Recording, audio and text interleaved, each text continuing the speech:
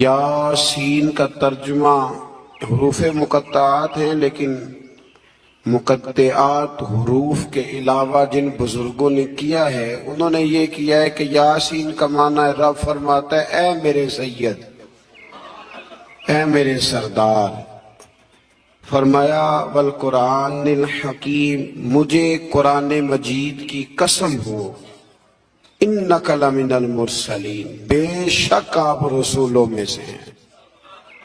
مجھے قسم ہو کہ بے شک آپ رسولوں میں سے ہیں. پھر اللہ تبارک و تعالی نے آگے متعدد آیات کے اندر، سورہ یاسین کی متعدد آیات کے اندر اللہ تبارک و تعالی نے غافل لوگوں کو اللہ کے عذاب سے ڈرایا ہے اور ان پر حق کی حجت کو قائم کیا. لیکن کچھ سرکش لوگ ایسے ہوتے ہیں جن پر دعوت حق کا اثر نہیں ہوتا. دعوت حق انہی پر اثر ہوتا ہے جو نصیحت کو قبول کرتے ہیں، جن کا طریقہ ہے کہ وہ نصیحت کو قبول کرتے ہیں، جن کا مزاج نہیں نا جی نصیحت کو قبول کرنے کا، تو ان لوگوں پر حق کی دعوت کا کوئی اثر نہیں ہوتا. پھر آیت نمبر 38 سے اللہ تبارک و تعالیٰ کی قدرت اور جلالت کا بیان کیا گیا. یہ سورج، چاند اور سیارے تمام قادر مطلق کے نظم کے تابع ہیں، اور یہ ممکن نہیں کہ ان میں سے کوئی فساد یا ٹکراؤ ہو جائے. پھر آیت نمبر 48 میں فرمایا کہ کفار کہتے ہیں وہ وعدہ کب آئے گا کہ تم سچے ہو. اس کے بعد پھر اللہ تعالیٰ نے وقوع قیامت کا ذکر فرمایا ہے اور بے شک بعد الموت کو مختلف پیرایوں کے اندر بیان فرمایا ہے. آیت نمبر 54 سے ارشاد فرمایا کہ بغیر کسی ظلم کے اعمال کا بدلہ دینے اور جنتی لوگوں کے لیے نعمتوں کا ذکر ہے اور مجرموں کو الگ کرنے اور جہنم کے عذاب کا بھی اللہ نے انہی آیات کے اندر تذکرہ فرمایا.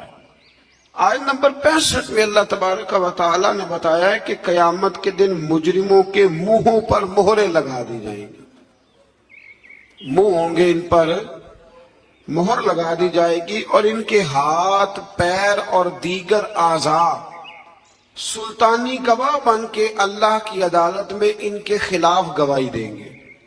ہاتھ بھی خلاف گواہی دے گا، پیر بھی خلاف، زبان پہ تو مہر ہوگی، یہ گواہ بن جائیں گی ساری چیز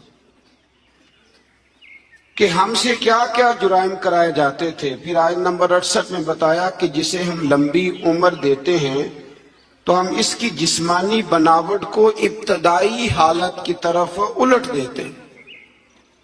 یعنی ایسی لمبی عمر کی دعا مانگنی چاہیے جس میں انسان کی عقلی، علمی، فکری اور جسمانی قوت سلامت رہے.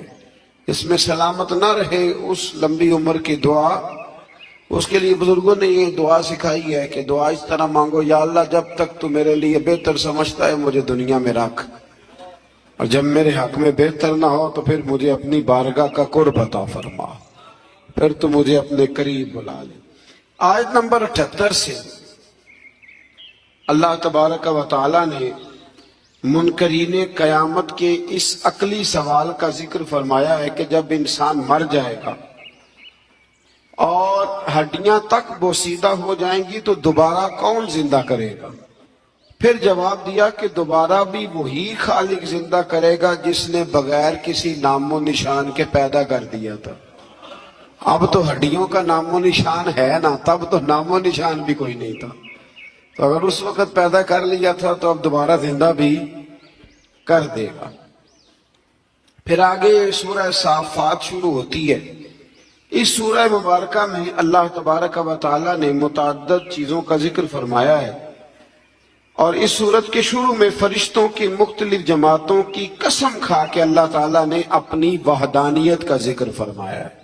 کچھ مضامین ایسے ہوتے ہیں جو پچھلے اسباق سے ملتے ہیں، تو چونکہ جب 2 پارے کرنے ہوتے ہیں تو میری یہ خواہش ہوتی ہے کہ صرف وہ مضامین لائے جائیں جو پہلے بیان نہیں ہوئے.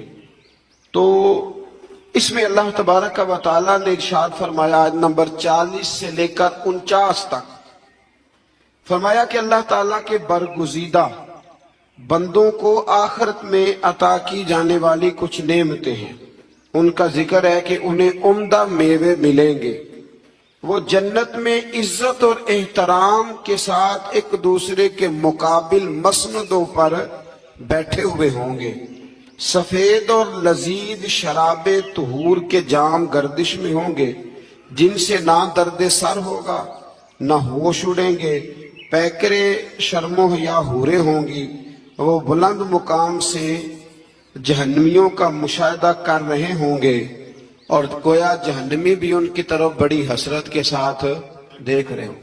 جنت جو ہے نا، جنت میں وہ جن چیزوں کی انسان دنیا میں خواہش کرتا ہے نا، وہ ساری چیزیں اللہ جنت میں عطا فرمائے گا۔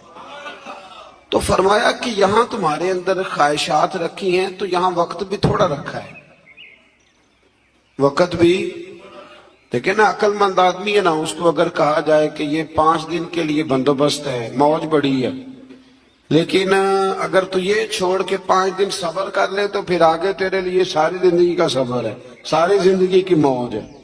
تو عقل مند کون ہے، 5 دنوں والا کہ ساری زندگی والا؟ تو ہم نے 30-35 سال کی موج چاہتے ہیں۔ اس کو چھوڑیں، خواہشات کو دبائیں، انشاءاللہ پھر جب آنکھ بند ہونے کے بعد دوبارہ کھلے گی نا، تو پھر اللہ بڑا ہی فضل فرمائے گا، بڑا اللہ فضل فرمائے گا۔ پھر اس سے آگے جب ہم بڑھتے ہیں تو پھر ایک دفعہ حضرت سیدنا ابراہیم علیہ السلام کا ذکر سورہ صافات کے اندر فرمایا گیا، اور پھر وہ دوبارہ سے ذکر جب آپ نے بتوں کو توڑا۔ لیکن اس میں ایک چیز کا اضافہ ہے، وہ کیا ہے کہ اللہ تبارک و تعالیٰ نے فرمایا کہ جب حضرت ابراہیم علیہ السلام کو آگ میں ڈالنے کی ان کی ساری تدبیریں ناکام ہو گئیں، تو پھر ہم نے ابراہیم علیہ السلام کو اسماعیل علیہ السلام دیے۔ آپ کو پتہ ہے پھر جب بیٹا دے دیا، اللہ کا اپنا انداز ہے نا نوازنے کا۔ اچھا، ہمارا مسئلہ اور طرح کا ہے، ہم کہتے ہیں کہ نوازتا ہے تو پھر روز نوازے، نوازتا ہے تو پھر اللہ آپ کو کہتا ہے روزانہ زکوٰۃ دو، اگر کہہ دیتا تو بھائی سال والے بڑی مشکل سے حساب کرتے ہیں، اور ہر روز تو رب ہر روز چیزوں کا حکم نہیں دیتا، تو اللہ تبارک و تعالیٰ تدریجاً چیزوں کا حکم دیتا ہے، تدریجاً، لیکن جب وہ دیتا ہے تو پھر کہتے ہیں اس میں مد و جزر آئے گا، کبھی دکھ، کبھی سکھ، کبھی صحت، کبھی بیماری، کبھی اوپر کبھی نیچے۔ تو ہم نا صرف میٹھے میٹھے کے قائل ہیں، میٹھے میٹھے، کڑوے کا بھی قائل ہونا چاہیے، اس لیے کہ محبوب کی طرف سے جو بھی عطا ہو جائے وہ اس کا کرم ہی ہے۔ اللہ نے پہلے حضرت اسماعیل دیے، اور جب بیٹے سے پورا دل لگ گیا تو فرمایا اب اسے چھوڑ کے آؤ وادی غیر ذی زرع، جہاں آج بیت اللہ شریف ہے نا، وہاں کچھ بھی نہیں ہوتا تھا۔ حضرت جناب اسماعیل کو اور ان کی والدہ کو چھوڑ آئے 2 کلو کھجوریں اور ایک مشکیدہ پانی کا، اور کہا اللہ میں انہیں تیرے حوالے کر کے جاتا ہوں۔ پھر پابندی لگ گئی تو کئی سال گئے نہیں، مفسرین نے با اختلاف روایات 9 سال یا 13 سال کے حضرت اسماعیل ہوئے تو گئے، اور جب گئے تو جاتے ہی کہنے لگے وہ یہاں ذکر ہے، فرمایا کہ بیٹا میں نے خواب دیکھی ہے، میں تمہیں ذبح کر رہا ہوں۔ فلما بلغ معه السعي، جب بیٹا ساتھ چلنے کے قابل ہو گیا نا، تو کہنے لگے بیٹے میں نے خواب دیکھی ہے انی اذبحک، میں تمہیں ذبح کر رہا ہوں، فانظر ماذا تری، تو اپنا ارادہ بتا۔ میں نے سورہ یوسف میں بھی عرض کیا تھا کہ ساری زندگی لوگ ماں بیٹے کی محبت کا ذکر کرتے آئے، پھر قرآن مجید نے نا 2 جگہ باپ بیٹے کی محبت بھی بڑی کھول کے بیان کی ہے۔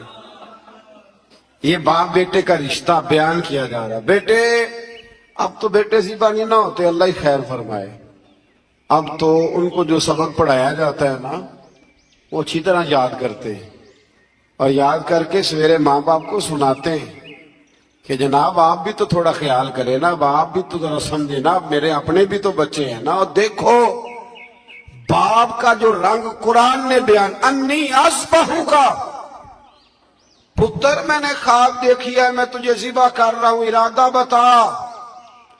تو حضرت اسماعیل نے یہ نہیں کہا کہ چلو ابا جی ذبح کر دو، کہنے لگے یا ابت افعل ما تؤمر، کہا ابا جی آپ ذبح نہ کریں، آپ نے خواب دیکھی ہے ذبح کر رہے ہیں تو فقط ذبح ہی نہ کریں، جو رب کہتا ہے نا وہ سارا میرے ساتھ کریں، جو حکم ہوتا ہے وہ جو اللہ کہتا ہے وہ سارا کرے۔ اس کی تفسیر میں مفسرین نے لکھا ہے کہ گویا حضرت اسماعیل کہہ رہے تھے کہ ابا جی اگر اللہ کہتا ہے نا ذبح کرو تو آپ ذبح کریں، اور اگر وہ کہتا ہے نا اس کے بعد میرے ٹکڑے ٹکڑے کریں تو آپ ٹکڑے ٹکڑے کریں، اور اگر وہ کہتا ہے نا پھر اسے جلا دے تو آپ جو رب کہتا ہے نا آپ وہ سارا میرے ساتھ ستجدونی انشاء اللہ من الصابرین، مجھے آپ انشاءاللہ صبر کرنے والوں میں سے پائیں گے۔ تو پھر اللہ کریم نے فرمایا ابراہیم تو نے خواب سچا کر کے دکھایا۔ حضرت ابراہیم نے تو پٹی باندھ لی تھی آنکھوں پہ، بیٹے کے ہاتھ باندھ لیے تھے، انہوں نے تو چھری چلا دی تھی، اب جس نے امر کرنا تھا اسی نے نہ کیا۔ وَفَدَيْنَاهُ بِذِبْحٍ عَظِيمٍ، اور ایک ذبح عظیم کا فدیہ اللہ نے دے دیا۔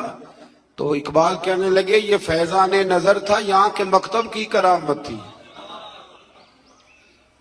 دو چیزیں ہوتی ہیں، ایک فیضان نظر بھی ہوتا ہے، کئی دفعہ مکتب کے نکمے فیضان نظر سے چل جاتے ہیں، یہ تو اقبال کہہ رہے ہیں نا یہ فیضان نظر تھا، یہاں کے مکتب کی کرامت تھی، یہ سکھائے کس نے اسماعیل کو آداب فرزندی۔ یہاں ایک بات میں ماؤں بہنوں سے بچیوں سے کروں گا اور آپ حضرات سے بھی کروں گا کہ یہ گھر میں اپنی بیٹیوں اور بہنوں کو یہ سبق دیں کہ بچے باپ کے اس وقت فرما بردار بنتے ہیں جب ان کی اماں انہیں باپ کا فرما بردار بناتی۔ حضرت اسماعیل کی اماں کہہ سکتی تھی کہ بیٹے تیرا ابا تو کبھی آیا ہی نہیں، جنگل میں چھوڑ کے چلا گیا، یہ کہہ سکتی تھی، اور کیا کچھ ذہن میں بچے کے بیٹھ سکتا تھا، پر حضرت ہاجرہ نے کہا پتر تیرا باپ چھوڑ کے گیا ہے نا تو ایسے نہیں چھوڑ کے گیا، تیرا باپ اللہ کا رسول ہے، اللہ کا پیغمبر ہے، اور میں باپ سے بھی کہوں گا کہ ماں کا ادب کرا سکتا ہے تو ابا کرا سکتا ہے، ابا کرائے ادب، ان کو کہے کہ بیٹا میں تو باہر رہتا تھا، تمہاری ساری پریشانیاں تمہاری ماں نے دیکھی۔ یہاں یہ ہوتا ہے کہ ماں باپ اپنے حق میں دلائل دیتے دیتے وہ دونوں چھٹی کر جاتے ہیں، میں کہتا چلو ٹھیک ہے آپ دونوں راضی رہیں، اپنے اپنے حق میں دلائل نہ دیں، یہ ویسے بھی کمزور لوگوں کا طریقہ ہے، اللہ ہمیں سمجھنے کی توفیق عطا فرمائے۔ پھر اللہ تبارک و تعالیٰ نے اس کے بعد پھر سے ایک دفعہ اپنے انبیاء کا حضرت اسحاق، موسیٰ، ہارون، الیاس، لوط اور یونس علیہ السلام ذکر فرمایا اسی آیت میں۔ آگے پھر سورت صاد شروع ہوتی ہے۔ اس سورہ مبارکہ کی ابتدا میں قرآن کریم کی قسم کھا کے فرمایا کہ کافر تکبر اور مخالفت میں پڑے ہوئے ہیں۔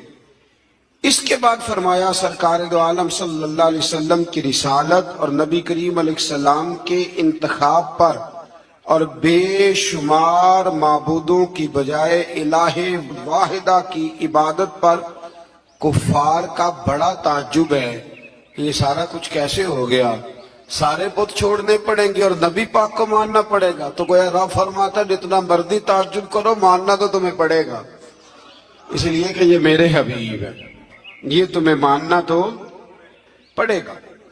پھر آیت نمبر 10 سے ان مشرکین کو جنہیں اپنی طاقت پر ناز تھا اور خدائی کا دعویٰ کرتے تھے، فرمایا کہ اگر آسمانوں اور زمین اور ان کے درمیان ہر چیز کی بادشاہت ان کی ہے تو پھر انہیں چاہیے کہ آسمان کی طرف چڑھ جائیں، اور ظاہر ہے کہ ایسا ان کے لیے ممکن نہیں ہے، تو پھر اپنے عجز کا اعتراف کر لے کہ ہم یہ کر سکتے نہیں۔ پھر اسی صورت کے اندر اللہ تعالیٰ نے پھر سے ایک دفعہ قوم نوح کا ذکر کیا، قوم عاد کا، فرعون کا، سمود کا اور قوم لوط کا اللہ کریم نے یہاں ذکر فرمایا۔ پھر آگے چل کے نا اللہ کریم نے ارشاد فرمایا کہ حضرت سلیمان علیہ السلام جو تھے وہ اللہ کے بہت ہی اچھے بندے تھے اور اللہ کی طرف رجوع کرنے والے تھے۔ اچھا، یہ جو اللہ قرآن میں تعریف کرتا ہے کسی کی، हालांकि बंदे अल्लाह की तारीफ करने के पाबंद हैं कि वो हर वक्त अपने रब की, तो ये जो अल्लाह तारीफ करते हैं ना अपने बंदों की, ये उसका कमाले करम है।